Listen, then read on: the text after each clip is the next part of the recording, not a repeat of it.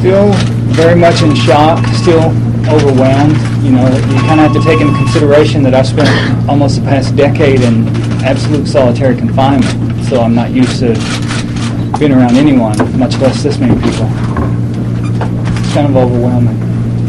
Is it bittersweet? It's not perfect. It's not perfect by any means, but at least it brings closure to some areas and some aspects. You know, we can still bring up new evidence. We can still continue the investigations we've been doing. We can still try to clear our names. The only difference is now we can do it from the outside instead of having to sit in prison and do it. This was not justice. You know? At the beginning, we told nothing but the truth that we were innocent, and they sent us to prison for the rest of our lives for it. And then we had to come here, and the only thing that the state would do for us was to say, hey, we'll let you go, only if you admit guilt. And that's not justice no matter how you look at it. They're not out there trying to find who really murdered those boys. And I did not want to take the deal from the get-go. However,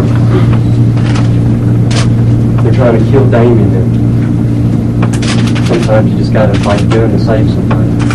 I want to publicly thank Jason, too, just to let him know that I do acknowledge what he did, that he did want to keep fighting. He didn't want to take this deal in the beginning. And I recognize and acknowledge that he did do it almost entirely for me. Mr. Braga.